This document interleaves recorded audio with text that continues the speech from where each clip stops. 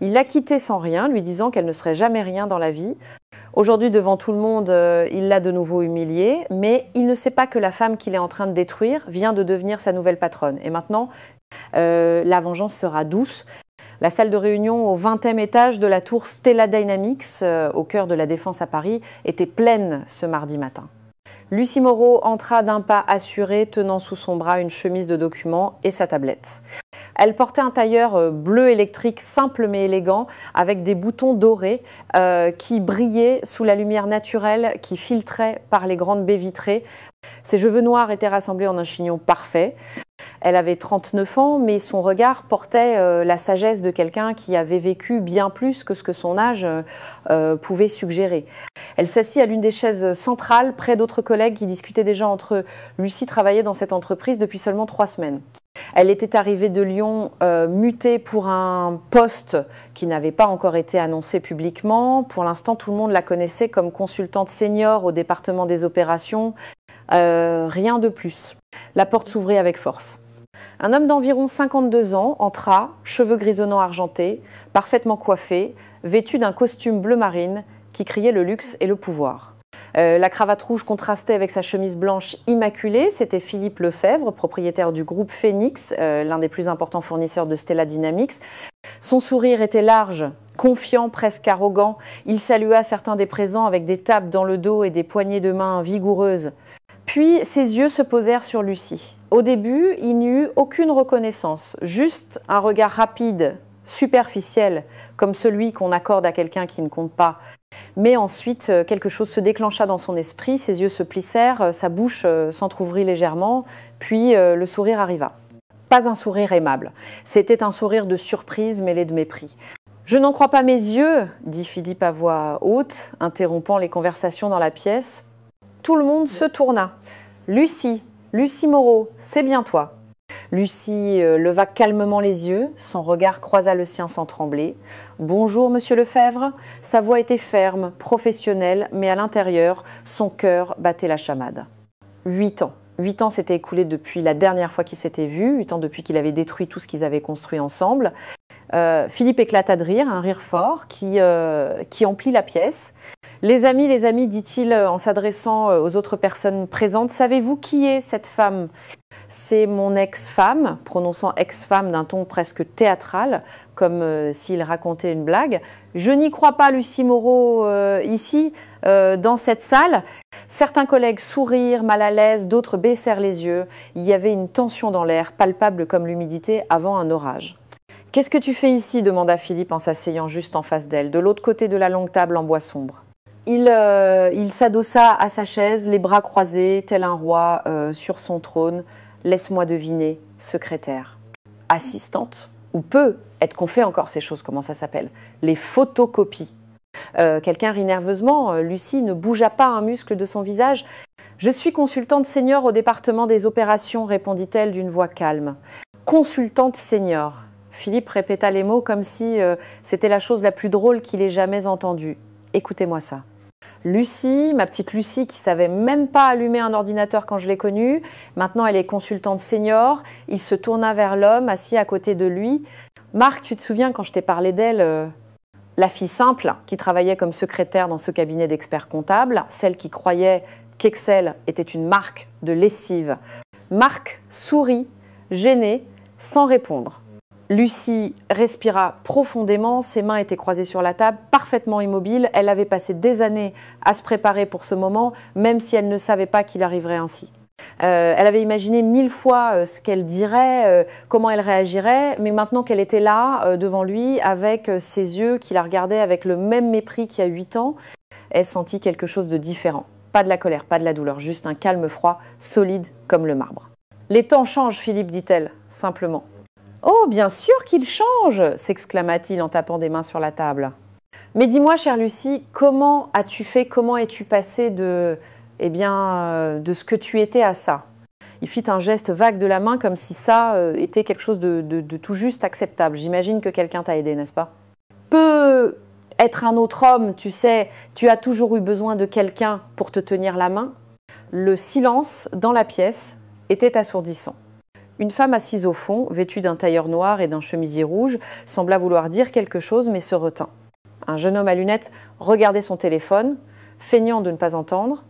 Lucie parla enfin, et sa voix était différente, plus forte, plus claire. « J'ai tout fait toute seule, Philippe.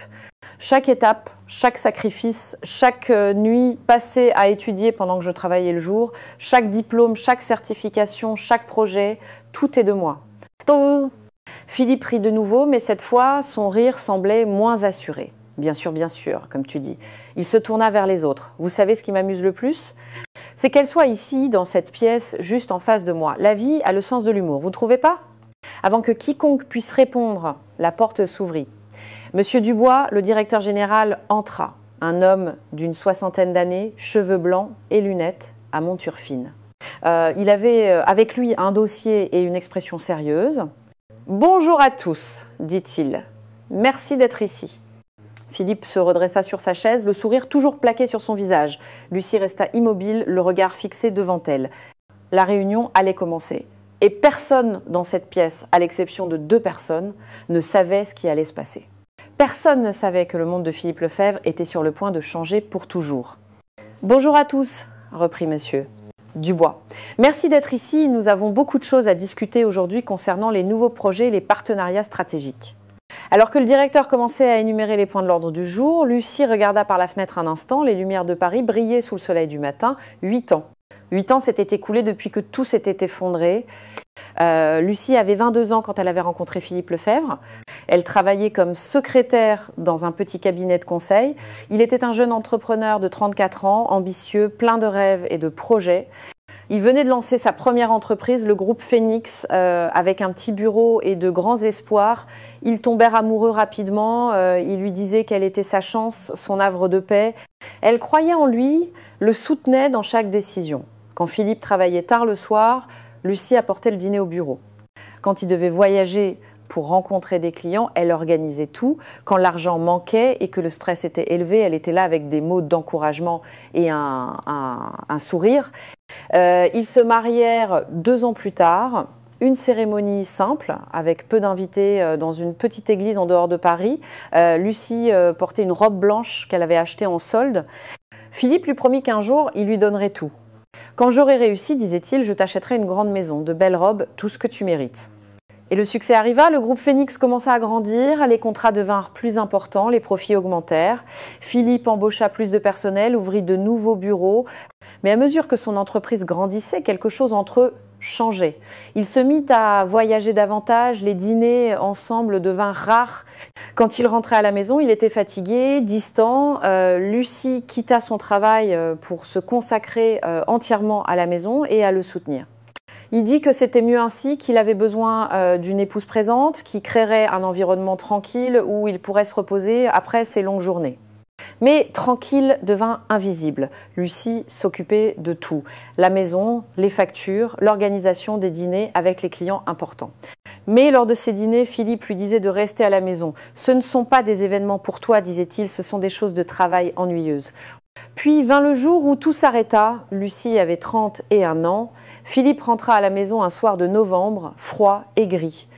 Il s'assit sur le canapé de leur appartement, désormais grand et luxueux, et prononça les mots qui allaient tout changer. « Je veux le divorce. » Lucie resta figée. « Quoi ? Ça ne marchait plus, Lucie. Nous sommes des personnes différentes, j'ai évolué, toi tu es restée la même. » « La même ?» La voix de Lucie tremblait. « J'ai tout sacrifié pour toi, mon travail, mes rêves, tout. Et je t'en suis reconnaissant, dit-il sans la regarder dans les yeux. Mais maintenant j'ai besoin de quelqu'un à mon niveau, quelqu'un qui comprenne mon monde. » Le divorce fut rapide, Philippe avait des avocats coûteux, Lucie n'avait rien. Il lui donna le minimum requis par la loi, une petite somme qui suffisait à peine pour survivre quelques mois. « Recommence à zéro, lui dit-il la dernière fois qu'ils se virent devant le cabinet du notaire. Trouve un travail simple, quelque chose qui te convient. Tu seras plus heureuse ainsi. » Lucie sortit de ce cabinet avec un sac de vêtements et un compte en banque presque vide. Elle avait 31 ans et devait repartir de zéro. Mais la femme qui sortit du cabinet du notaire n'était plus la même que celle qui était entrée dans ce mariage. Elle était plus forte. Elle avait appris quelque chose que Philippe ne comprendrait jamais. Le vrai pouvoir ne vient pas de l'argent, il vient de la détermination à se relever quand la vie vous met à terre. Madame Moreau, la voix de Monsieur Dubois, la ramena au présent. Avez-vous les données sur le projet dont nous avons parlé ? Lucie se tourna vers lui avec un sourire professionnel, certainement Monsieur Dubois. Elle ouvrit sa tablette et commença sa présentation. Philippe la regardait de l'autre côté de la table, mais cette fois, son sourire avait disparu.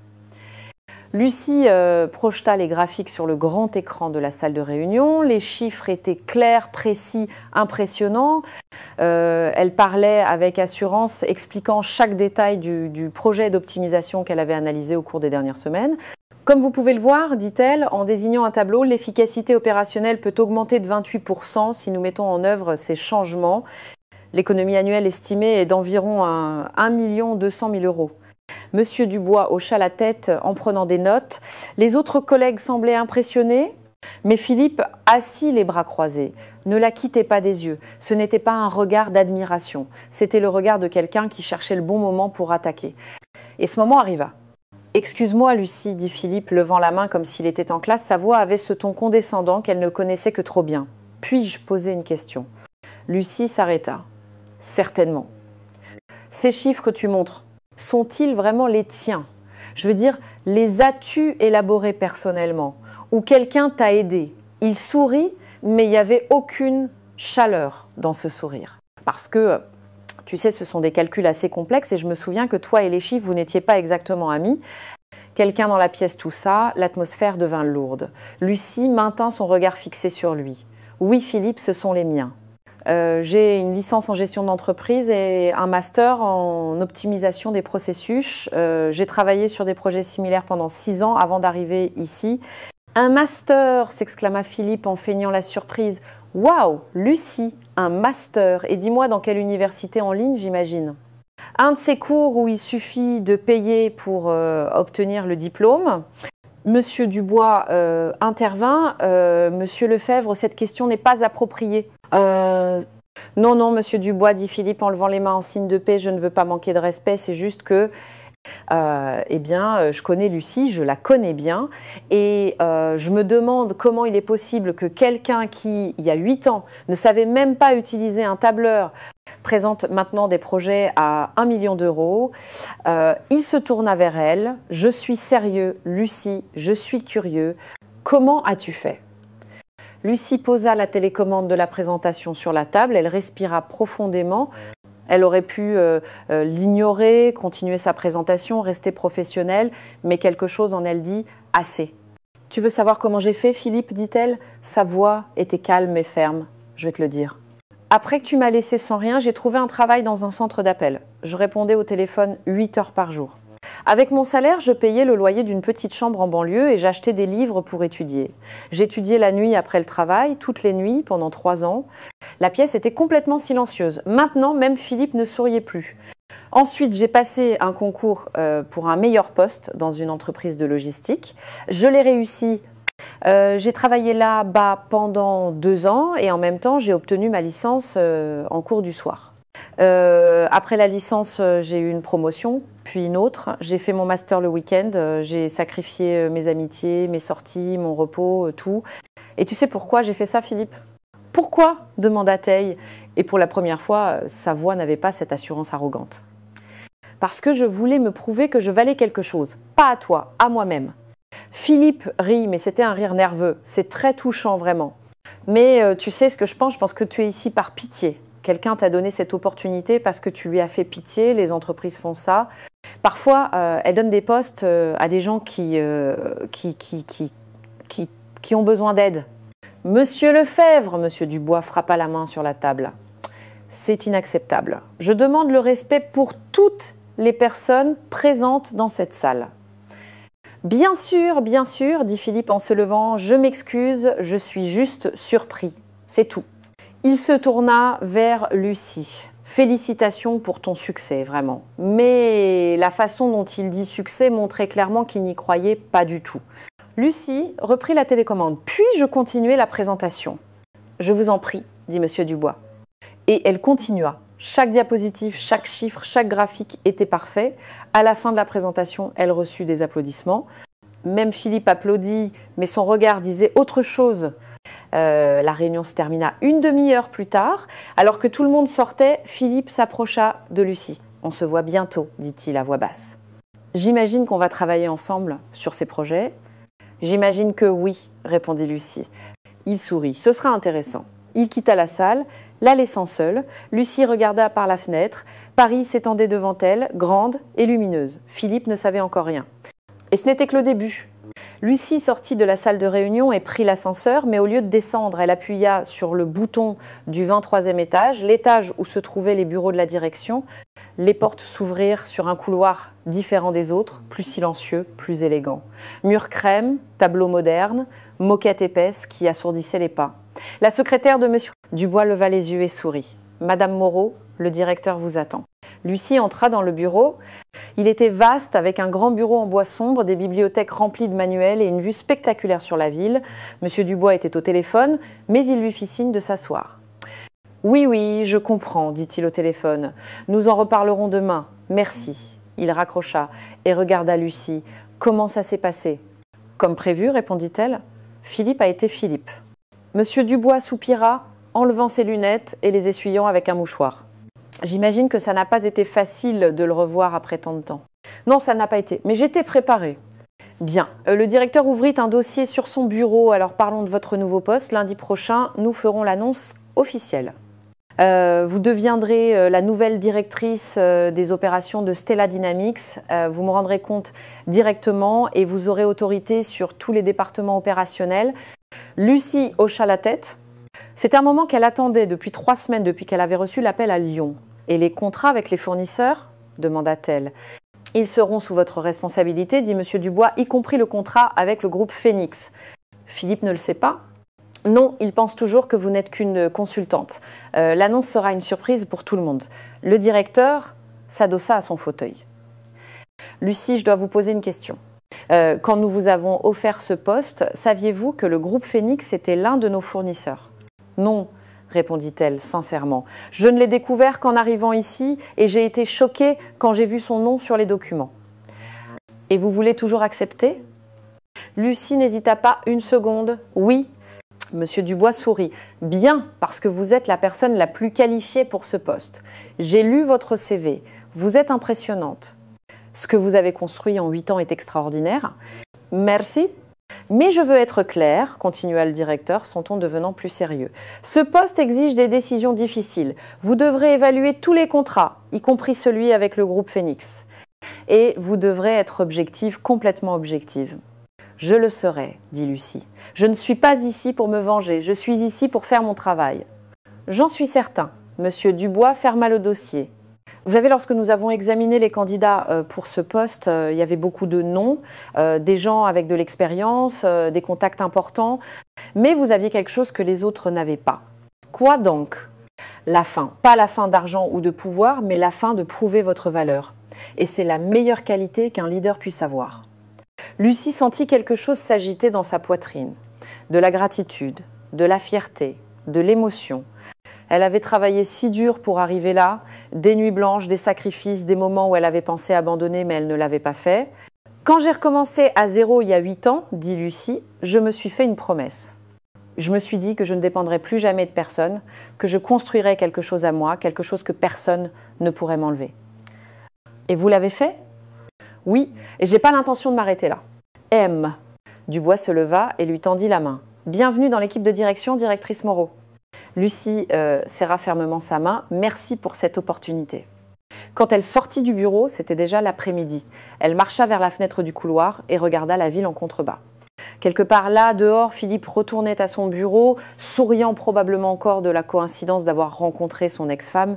Il ne savait rien. Il ne savait pas que dans 5 jours, lundi matin, le monde tel qu'il le connaissait allait changer. Il ne savait pas que la femme qu'il avait humiliée ce matin-là deviendrait la personne avec qui il devrait négocier chaque contrat. Il ne savait pas qu'il venait de commettre la plus grande erreur de sa vie. Lucie sourit. C'était pas un sourire de vengeance. C'était le sourire de celle qui sait que le travail acharné finit toujours par payer. Et son heure était venue. Philippe Lefebvre conduisait sa BMW noire dans le trafic parisien. Le soleil de l'après-midi se reflétait sur les gratte-ciel pendant qu'il pensait à la réunion du matin. Il sourit pour lui-même. Revoir Lucie après toutes ces années avait été amusant. La petite Lucie qui jouait à la professionnelle Il arriva à son bureau dans le 8e arrondissement. L'immeuble du groupe Phoenix n'était pas immense, mais il était situé dans un quartier cher de la ville.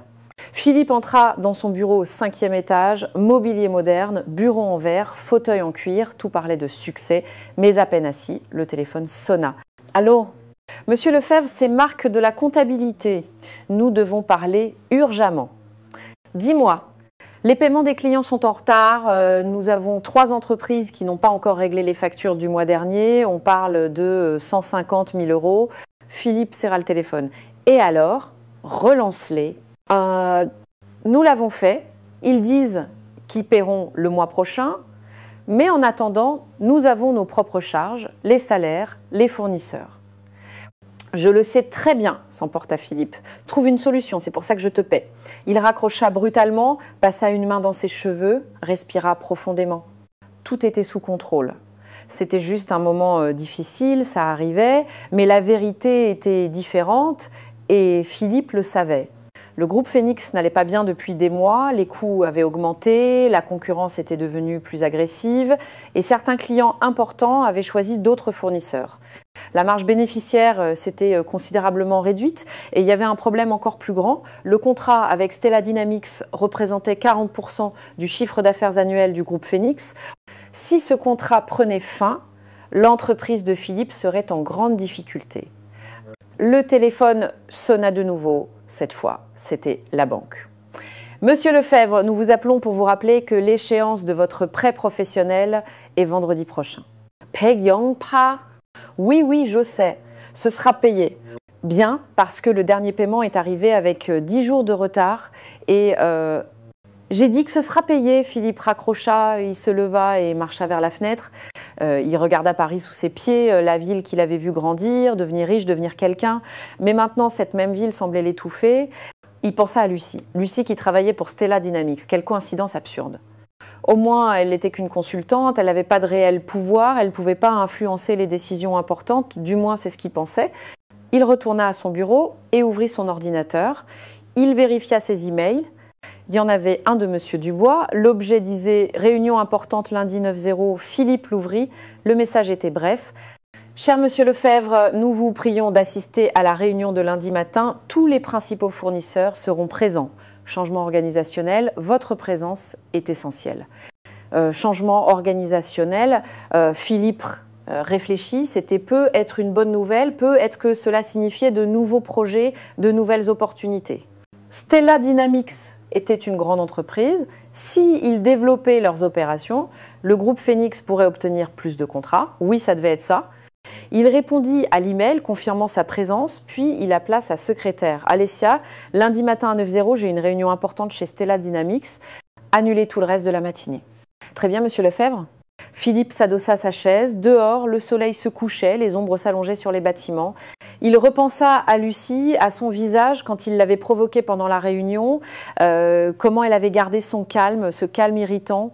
Comment elle avait parlé de ses sacrifices, de son master, de son travail acharné. Pendant un seul instant, Philippe ressentit quelque chose. C'était pas du remords, c'était de la curiosité. Comment avait-elle vraiment fait? La Lucie qu'il connaissait n'était pas comme ça. Elle était peu sûre d'elle, dépendante, simple. Mais la femme qu'il avait vue ce matin était différente, plus forte, plus sûre d'elle. Philippe secoua la tête. Peu importait. Le passé était le passé. Il avait sa vie, elle avait la sienne. Et lundi ne serait qu'une autre réunion de travail. Il se trompait complètement. Lundi ne serait pas une réunion normale. Ce serait le jour où tout changerait. Le jour où Philippe Lefebvre comprendrait que l'empire qu'il pensait avoir bâti était bien plus fragile qu'il ne l'imaginait. Et que la personne qui pouvait le faire s'effondrer était précisément celle qu'il avait laissée sans rien 8 ans plus tôt. Lundi matin, la salle de conférence de Stella Dynamics était pleine. Pas la salle de réunion habituelle, mais l'auditorium principal au premier étage. Il pouvait accueillir 200 personnes et ce jour-là, il était presque complet. Il y avait des employés de tous les départements, des managers, des directeurs. Et au premier rang, assis dans des fauteuils réservés, se trouvaient les représentants des principaux fournisseurs. Philippe Lefebvre était parmi eux, vêtu d'un costume gris foncé parfaitement repassé. Il regardait autour de lui d'un air confiant, échangeant des salutations et des sourires avec les autres entrepreneurs. « Grand événement aujourd'hui », dit l'homme assis à côté de lui, propriétaire d'une autre entreprise partenaire. « Oui », répondit Philippe, « changement organisationnel, probablement une expansion. De bonnes nouvelles pour nous tous. » Les lumières baissèrent légèrement. Sur la scène apparut M. Dubois, suivi de 3 autres membres du conseil d'administration. Ils se placèrent devant le grand écran où le logo de Stella Dynamics brillait en bleu et argent. « Bonjour à tous », dit M. Dubois au micro. « Merci d'être ici. Aujourd'hui est un jour important pour notre entreprise. » La salle devint silencieuse. Comme vous le savez, Stella Dynamics est en croissance constante. Cette année, nous avons augmenté notre chiffre d'affaires de 32%. Nous avons ouvert de nouveaux marchés dans 3 pays européens. Et tout cela a été possible grâce au travail extraordinaire de notre équipe. Applaudissements polis. Mais pour continuer à grandir, poursuivit le directeur, nous avons besoin d'un leadership fort. Nous avons besoin de personnes qui comprennent non seulement les chiffres, mais aussi les gens, qui ont une vision de l'expérience et surtout de la détermination. Philippe écoutait distraitement les présentations d'entreprise, toujours les mêmes mots. « C'est pour cette raison, dit M. Dubois, que j'ai le plaisir d'annoncer une nouvelle nomination fondamentale pour notre structure. La personne qui dirigera toutes nos opérations, qui supervisera les contrats, les projets, les partenariats stratégiques. » Philippe se redressa sur sa chaise. Les contrats, c'était important. Je vous présente notre nouvelle directrice des opérations. L'écran derrière M. Dubois changea, une photo professionnelle apparut, une femme en tailleur bleu, cheveux noirs rassemblés, regard assuré, Lucie Moreau. Philippe se figea, le souffle coupé. Il regarda l'écran, puis la scène, puis de nouveau l'écran. C'était pas possible, ça pouvait pas être elle, mais c'était bien elle. Lucie entra sur scène depuis les coulisses, elle marchait d'un pas élégant, assuré. Elle portait un tailleur noir avec une chemise blanche. Elle atteignit le micro à côté de M. Dubois et sourit au public. « Merci, Monsieur Dubois », dit-elle, sa voix amplifiée dans la salle. « C'est un honneur d'être ici. » Hop ! Les applaudissements remplirent l'auditorium, long, sincère. Philippe n'applaudit pas, il ne pouvait pas bouger. Ses mains étaient crispées sur les accoudoirs de son fauteuil, son visage était pâle. L'homme à côté de lui se tourna. « Vous la connaissez ?» Philippe ne répondit pas. Lucie commence à parler. Quand M. Dubois m'a offert ce poste, la première chose que j'ai pensée a été « Suis-je prête? Ai-je l'expérience nécessaire ?» Et puis je me suis souvenue de tout le chemin qui m'a menée ici, chaque défi surmonté, chaque obstacle affronté, et j'ai compris que oui, je suis prête. Elle parlait avec assurance, mais aussi avec humilité. Elle exposa sa vision pour l'entreprise, les projets qu'elle voulait mettre en œuvre, les valeurs qu'elle considérait comme fondamentales, transparence, efficacité, équité. Et l'une de mes premières responsabilités, dit Lucie, sera de réviser tous les contrats avec nos partenaires externes. Je veux m'assurer que chaque partenariat est équitable, transparent et bénéfique pour les 2 parties. Philippe sentit son sang se glacer dans ses veines. Je rencontrerai personnellement chaque fournisseur dans les semaines à venir, continua Lucie. Je veux vous connaître, comprendre vos besoins, construire des relations basées sur la confiance mutuelle.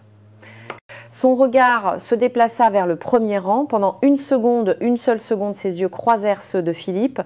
Il n'y avait pas de triomphe dans ce regard, pas de vengeance. Il y avait seulement une détermination professionnelle. Puis elle regarda ailleurs, poursuivant son discours. Quand elle termina, les applaudissements furent encore plus forts, les gens se levèrent, Philippe resta assis, immobile comme une statue. La présentation continua avec d'autres annonces, d'autres changements, mais Philippe n'entendait plus rien. Dans son esprit tournait une seule pensée, obsessionnelle, terrifiante. Lucie Moreau était sa nouvelle patronne, la femme qu'il avait laissée sans rien. La femme qu'il avait humiliée mardi dernier devant tout le monde. Cette femme avait maintenant le pouvoir de décider du destin de son entreprise. Et il n'avait aucune idée de ce qui allait se passer. 3 jours après l'annonce, Philippe reçut un email. Expéditeur, Lucie Moreau, directrice des opérations, objet, révision du contrat Groupe Phoenix. Cher Monsieur Lefebvre, nous vous prions de vous présenter jeudi à 14h00 dans la salle de réunion B pour discuter du renouvellement du contrat. Veuillez apporter toute la documentation des 12 derniers mois. Cordialement. Philippe lut l'email 3 fois, froid, professionnel, direct, aucune allusion à leur passé, juste les affaires.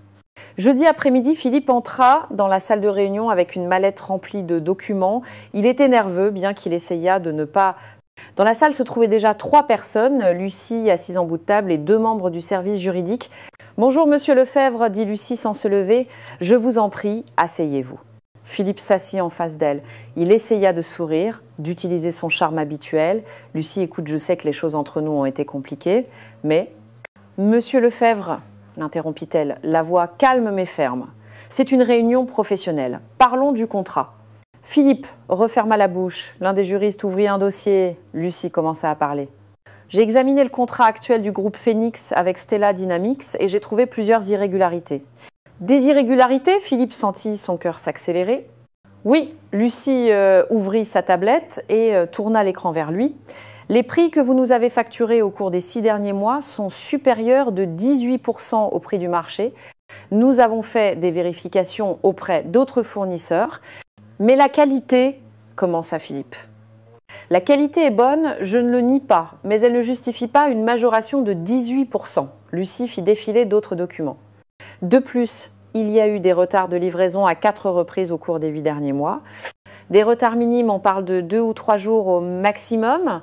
Point causé des problèmes à notre production. Lucie le regarda dans les yeux. Monsieur Lefebvre comprenait ma position. Je dois m'assurer que chaque euro dépensé par cette entreprise est justifié. C'est mon travail. Philippe s'adossa à son siège. Il sentait les murs de la pièce resserrés autour de lui. Et donc, que proposez-vous ? Je propose de nouveaux termes, une réduction des prix de 15%, des pénalités contractuelles pour tout retard supérieur à 24 heures et des rapports mensuels détaillés sur l'état des fournitures.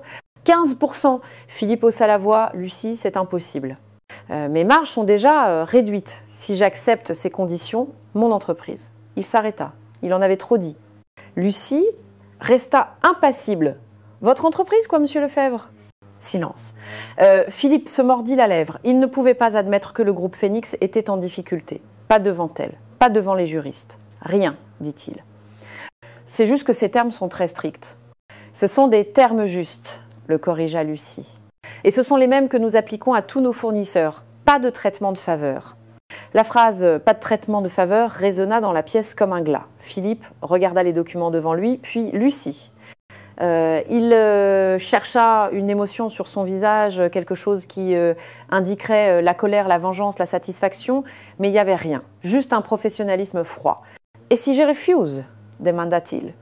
Lucie n'hésita pas. « Alors, nous chercherons un autre fournisseur, nous avons déjà 3 alternatives prêtes. » Le sang de Philippe se glaça. 3 alternatives. Elle avait déjà fait ses devoirs, elle avait déjà tout préparé. Elle ne bluffait pas. « Je dois y réfléchir », dit-il. La voix plus basse. Certainement. Vous avez jusqu'à lundi prochain, Lucie referma sa tablette. Si vous acceptez, nous préparerons le nouveau contrat. Si vous refusez, nous mettrons fin au partenariat à l'échéance naturelle du contrat actuel dans 6 semaines. 6 semaines. Et après, le groupe Phoenix perdrait 40% de son chiffre d'affaires. Les dettes impayées, la banque qui faisait pression, l'effondrement. Philippe se leva, les jambes tremblant légèrement. Il réussit à marcher jusqu'à la porte. Il se retourna une dernière fois. Lucie. Elle leva les yeux. « Est-ce que tu fais ça par vengeance ?» Lucie le regarda en silence un long moment, puis dit d'une voix calme. « Non, Philippe, je le fais par justice. Il y a une différence. » Philippe sortit de la salle. Dans le couloir, il s'appuya contre le mur et respira profondément. Pour la première fois en 8 ans, il comprit ce que cela signifiait d'être sans pouvoir. Le vendredi matin, Lucie trouva un bouquet de roses rouges sur son bureau. Il n'y avait pas de carte, mais elle savait qui les avait envoyées. Dans l'après-midi, elle reçut un message sur son téléphone professionnel. C'était Philippe. « Pouvons-nous parler ?»« Seul. S'il te plaît. Il y a un restaurant près du bureau. Demain soir à 20h. » Lucie regarda le message un long moment, puis répondit « D'accord. » Le samedi soir, Lucie arriva au restaurant. C'était un endroit élégant avec des lumières tamisées, des tables bien espacées. Philippe était déjà là, assis à une table dans un coin. Il se leva quand il la vit arriver. « Lucie, merci d'être venue. » Il portait une chemise blanche sans cravate, plus décontractée que d'habitude. « Tu es magnifique. » Elle s'assit sans commenter. Elle portait une simple robe couleur bordeaux. « J'ai 20 minutes, Philippe. Que voulais-tu me dire ?» Il sembla blessé par sa froideur. « Ne pouvons-nous pas au moins dîner ensemble pour le bon vieux temps ?» Il n'y a pas de bon vieux temps à se remémorer. Philippe soupira, fit signe au serveur et commanda du vin. Lucie ne demanda que de l'eau.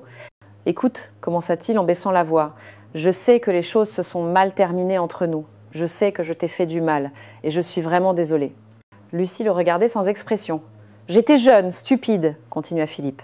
« J'étais tellement concentrée sur ma carrière que j'ai pas vu ce que je perdais. Je t'ai perdu. » Et Philippe, Non, laisse-moi finir. Il se pencha en avant. Ces derniers jours, depuis que je t'ai revu, je ne fais que penser à toi, à nous, à ce que nous étions. Et j'ai réalisé une chose. J'ai fait la plus grande erreur de ma vie. Lucie bute une gorgée d'eau. Je vois. Je t'ai toujours aimée, Lucie, même quand je ne le montrais pas, même quand j'ai été un idiot. Ses yeux brillaient. Et maintenant, te voir si forte, si sûre de toi, me fait réaliser à quel point j'étais aveugle. C'est intéressant, dit Lucie calmement, que tu réalises tout ça maintenant. Que veux-tu dire ? Je veux dire que mardi dernier, quand tu m'as vue pour la première fois en 8 ans, tu n'as rien vu de tout ça. Tu m'as humiliée, tu as ri de moi, tu m'as traitée comme si j'étais toujours la même personne que tu avais quittée. Philippe baissa les yeux. Yes, et dit honte. Mais maintenant, poursuivit Lucie, maintenant que tu sais qui je suis, maintenant que tu as découvert mon poste, soudainement tu te souviens de m'avoir aimé, n'est-ce pas ? Non. Lucie s'adossa à son siège. Philippe, je ne suis pas stupide, je sais pourquoi tu m'as invité ici. Il resta silencieux. Tu as besoin de ce contrat, dit-elle simplement. Ton entreprise en dépend. Et tu penses que si tu me reconquiers, si tu me fais croire que tu as encore des sentiments, je serai plus clémente sur les termes. Lucie, non. J'ai fait des recherches, Philippe. Je sais que le groupe Phoenix a des dettes. Je connais les retards de paiement, je sais que tu es sous la pression de la banque. Elle se pencha en avant. Et je sais que sans le contrat avec Stella Dynamics, ton entreprise coulera en 6 mois. Le visage de Philippe devint rouge. Tu espionnes mes affaires ? Je fais mon travail, comme n'importe quelle directrice le ferait avec un fournisseur important. La voix de Lucie était ferme. Et ce que j'ai découvert, c'est que votre situation financière est précaire, très précaire. Philippe serra les poings sur la table. Le masque du romantique repenti tombait. Alors que veux-tu ? Tu veux me voir faire faillite, c'est ça ta vengeance ? Je ne veux pas ta ruine, dit Lucie. Mais je n'accepterai pas non plus de chantage émotionnel. Ce dîner, ces roses, ces mots doux, tout ça, c'est du théâtre. Et tu n'es même pas un bon acteur. Elle se leva de sa chaise. Tu as jusqu'à lundi pour décider. Tu acceptes les nouveaux termes ou non. Mais quoi que tu choisisses, laisse notre passé en dehors de ça. Lucie, attends. Mais elle se dirigeait déjà vers la sortie. Philippe resta assis, seul, avec un verre de vin, et la conscience que son plan avait complètement échoué. Dehors, Lucie respira l'air frais du soir. Elle sentait son cœur battre fort, mais pas de douleur, de libération. Elle venait de fermer cette porte pour toujours. Lundi matin, la salle de réunion était prête. Lucie arriva 10 minutes en avance avec sa tablette et un dossier. Aujourd'hui était le jour J. Philippe devait donner sa réponse. À 10 heures précises, la porte s'ouvrit. Philippe entra. Il avait des cernes sombres, le visage tendu. Il portait un costume bleu marine, mais il semblait plus petit, moins sûr de lui. Derrière lui se tenait son comptable, un homme mince à lunettes. « Bonjour », dit Lucie. « Bonjour », répondit Philippe d'une voix basse. Ils s'assirent. Dans la pièce se trouvaient également Monsieur Dubois et 2 membres du conseil d'administration de Stella Dynamics. C'était une réunion importante, officielle. Monsieur Lefebvre, commença Lucie, vous avez eu le temps de réfléchir à notre proposition. Quelle est votre décision ? Philippe regarda son comptable qui hocha légèrement la tête, puis il respira profondément. « J'ai quelques demandes, dit-il. Les termes que vous avez proposés sont trop rigides. Je demande une réduction des prix de 10%, pas de 15%, et les pénalités de retard. Nous pouvons en discuter. » Lucie ouvrit sa tablette. Les conditions ont déjà été établies en tenant compte des prix du marché et des normes de qualité. Il n'y a pas de marge de négociation. Mais, Lucie, Philippe s'arrêta, se corrigea. « Madame Moreau, comprenez ma position, mon entreprise. Votre entreprise a des problèmes financiers, nous le savons. La voix de Monsieur Dubois était calme mais directe. Et c'est précisément pour cela que nous devons être clairs. Nous ne pouvons pas nous permettre des partenariats instables. » Là, le visage de Philippe devint rouge. « Que sous-entendez-vous » ? Rien, dit Lucie. Nous disons simplement que nous avons besoin de garanties. Si vous acceptez nos termes, le contrat est renouvelé pour 2 ans. Si vous refusez, nous chercherons des alternatives. Des alternatives, Philippe rit, mais c'était un rire nerveux. Après toutes ces années de collaboration, après tout ce que le groupe Phoenix a fait pour vous, nous apprécions la collaboration passée, dit l'un des conseillers, mais nous regardons vers l'avenir. Et l'avenir exige transparence et efficacité. Philippe se leva brusquement, la chaise racla bruyamment sur le sol. « C'est absurde, vous faites ça pour me punir. Toi, dit-il en regardant Lucie, tu utilises ton pouvoir pour te venger. La salle se tut. Tous les regards se tournèrent vers Lucie. Elle resta parfaitement calme. « Monsieur Lefebvre, dit-elle d'une voix ferme, si c'était de la vengeance, vous ne seriez même pas ici. J'aurais simplement mis fin au contrat sans vous offrir une seconde chance. Mais ce n'est pas de la vengeance, ce sont les affaires. Et dans les affaires, il y a des règles. Des règles, Philippe frappa du poing sur la table. Tu me détestes, avoue-le. Tu me détestes pour ce qui s'est passé entre nous. Non, Philippe, Lucie le regarda droit dans les yeux. Je ne te déteste pas. Je ne ressens rien pour toi. Absolument rien. Et c'est ça le problème. Tu pensais que j'apporterais des émotions dans cette décision, mais tu te trompais. C'est juste une question professionnelle. Monsieur Dubois intervint. Monsieur Lefebvre, calmez-vous. Nous avons besoin d'une réponse. Acceptez-vous les termes, oui ou non? Philippe regarda les visages autour de la table. Il n'y avait pas de pitié, pas de flexibilité. Ils étaient tous des professionnels faisant leur travail. Et il n'était qu'un fournisseur parmi d'autres. Son comptable s'approcha et lui murmura quelque chose à l'oreille. Philippe ferma les yeux. Il savait ce qu'il devait faire. Il n'avait pas le choix. « J'accepte », dit-il enfin, sa voix à peine un murmure. « Parfait », dit Lucie. Elle ouvrit son dossier et en sortit les documents. « Le nouveau contrat, vous pouvez le lire et le signer. » Philippe prit les feuilles, les mains tremblantes. Il lut rapidement, même s'il connaissait déjà tous les termes. Prix réduit, pénalité, rapport mensuel, tout ce qui allait lui rendre la vie plus difficile. Il prit le stylo. Un instant, il le tint suspendu au-dessus de la signature. Puis, lentement, il signa. Une signature, puis une autre encore. Quand il eut fini, il poussa les documents vers Lucie. Elle les prit sans sourire, elle signa à son tour, puis Monsieur Dubois, puis les conseillers. « Merci, Monsieur Lefebvre, dit Lucie. Le nouveau contrat entre en vigueur dès aujourd'hui. Vous en recevrez une copie par email d'ici ce soir. » Philippe se leva. Il semblait avoir vieilli de 10 ans. « C'est tout ? C'est tout. » Il se tourna pour partir. Arrivé à la porte, il s'arrêta. Sans se retourner, il dit « Tu es devenue exactement comme moi, Lucie, froide, impitoyable. » Lucie ne répondit pas tout de suite. Puis elle dit d'une voix calme « Non, Philippe.